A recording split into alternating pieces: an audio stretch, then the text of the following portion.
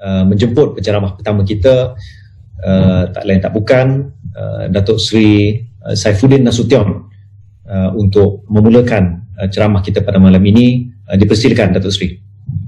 Baik, terima kasih Saudara Fahmi. Assalamualaikum warahmatullahi wabarakatuh dan selamat petang.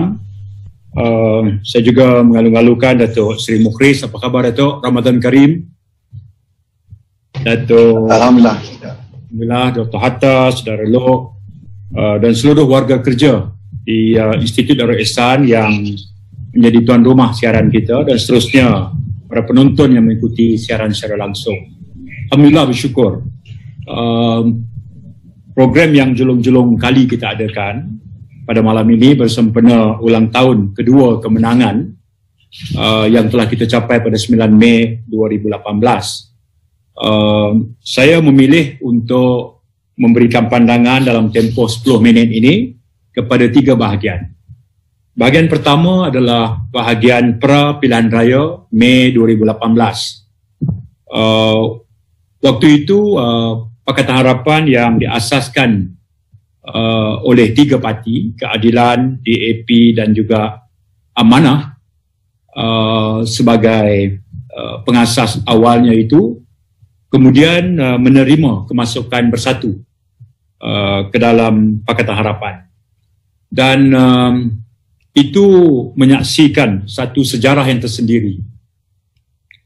Bukan saja satu platform atau pakatan politik yang sekaligus menggabungkan 2 personality yang mempunyai gaya politik dan impak politik tersendiri dalam negara kita, iaitu Tun dan Saudara Anwar Ibrahim, yang waktu itu secara fizikalnya berada di penjara Sungai Buloh, tetapi merestui penubuhan Pakatan Harapan secara bersama itu membolehkan Pakatan Harapan menguruskan kepercayaan rakyat, dan kemudian kita menjelajah seluruh negara untuk persiapan menghadapi pilihan raya. Barang diingat, belum pernah berlaku peralihan kuasa politik di negara kita sejak daripada merdeka, sejak pilihan raya 1955, 59, 64, 69, 74, 78, pilihan raya 82, pilihan raya 86,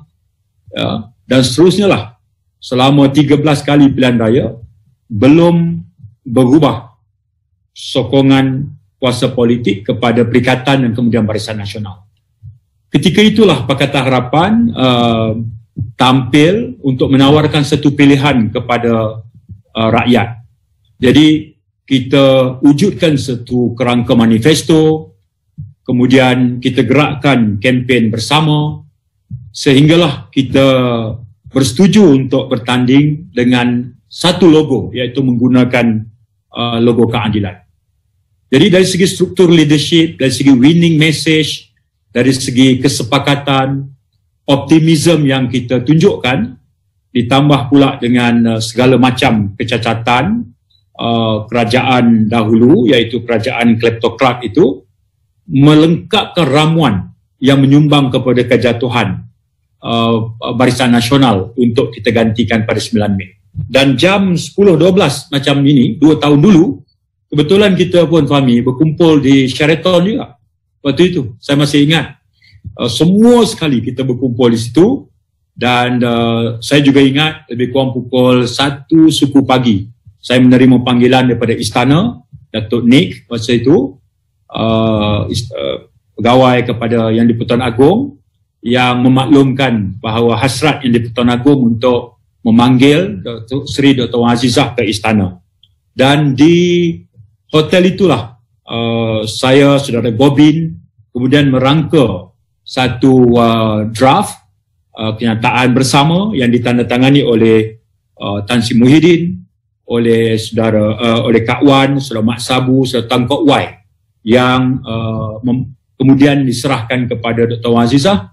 Kalau Yang di-Pertuan Agong meminta calon Perdana Menteri, waktu itu kita sudah pun ada satu dokumen yang ditandatangani bersama. Saya draft surat itu word by word. Kemudian Gobin semak, kemudian diperbetulkan oleh Tun dalam holding room itu, Kemudian saya serahkan kepada Dr. Azizah yang kemudiannya pergi ke istana. Dan semua kita tahu malam itu tentu saja Tuanku Agong tidak bercadang untuk menamakan dulu, melantikkan dulu seorang Perdana Menteri kerana pada jam sehingga 2 pagi itu pun SPR tidak lagi mengumumkan keputusan pilihan raya. Ya. Jadi kita pun tertunggu-tunggu. Ya. Jadi begitulah kemenangan itu, satu kemenangan yang sangat manis yang sebenarnya meruntuhkan satu orang kata keyakinan bahawa Barisan Nasional ini tak boleh ditumpaskan. Tapi dengan kuasa rakyat, keyakinan kepada Pakatan Harapan, itu adalah sesuatu yang realistik dan telah berlaku. Fasa kedua adalah fasa kita menjadi kerajaan selama 2 tahun. Tentu saja komitmen kita adalah melaksanakan manifesto kita, dan hasil 2 tahun itu kita dapati bahawa ada manifesto yang dapat kita laksanakan sepenuhnya. Ada manifesto yang kita dapat melaksanakan separuh. Dan ada juga beberapa janji manifesto yang tak kesampaian untuk kita laksanakan. Dan dalam tempoh 2 tahun itu, kita masih boleh berbangga kerana Pakatan Harapan kekal sebagai satu pakatan politik yang compact, intact, strukturnya ada, mesyuarat bulanannya berterusan, Sekretariat Pakatan Harapan itu terus bekerja, kita punya satu kerajaan yang relatifnya stabil. Di tengah-tengah kita diserang dengan begitu hebat dengan tema kaum dan agama, terutama oleh UMNO yang telah hilang kuasa dan juga oleh parti pembangkang lain, terutama PAS, yang senang sekali tanpa perlu modal apa-apa, cuma perlu tiup sentimen itu. Dan ketika itulah kita menjalankan tugas sebagai sebuah kerajaan. Tapi yang paling penting saya fahami, kerajaan kita itu kerajaan yang functional, ya. Dan Pakatan Harapan itu kekal sebagai compact. Benar ada perbezaan pendapat, benar ada sedikit sebanyak pandangan yang kritikal, tapi itulah kelebihan Pakatan Harapan. Ya, kita meraihkan perbezaan pandangan, kita terima dalam semangat untuk memperbaiki, dan sehinggalah pada hujung tahun menjelang tahun kedua kita tu, akhirnya kita dapati berlaku episod pengkhianatan yang berlaku secara dalaman dalam keadilan sendiri, kemudian dalam Bersatu, yang kemudian bergabung dengan parti-parti yang telah ditolak oleh rakyat kerana amalan rasuah, penyelewengan, salah guna kuasa, termasuk PAS yang bertanding banyak kerusi tapi cuma perlu menang 18, dan episod pengkhianatan yang membabitkan segelintir pemimpin keadilan dan juga Bersatu bergabung dengan parti-parti yang telah ditolak oleh rakyat, kemudiannya mereka membuat keputusan untuk bekerja bersama-sama, dan itulah detik kehilangan mandat rakyat.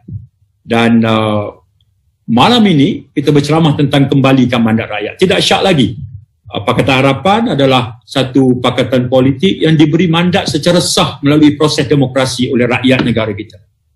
Dan kita sedang menghimpun seluruh kekuatan kita, dan sudah Fahmi sebut tadi tarikh 18 Mei, dan kita nak sebut bahawa ketika pelantikan dibuat oleh Yang di-Pertuan Agong pada Februari itu, pada momen itu, ya, Yang di-Pertuan Agong telah exercise kuasa yang ada pada dia dari segi perlembagaan. Pada keyakinan baginda, Tan Sri Muhyiddin lah yang mendapat sokongan majoriti, dan proses angkat sumpah berlaku. Tapi di mana ujian bahawa dia benar-benar mendapat sokongan majoriti? Di mana tempatnya? Seharusnya dalam parlimen.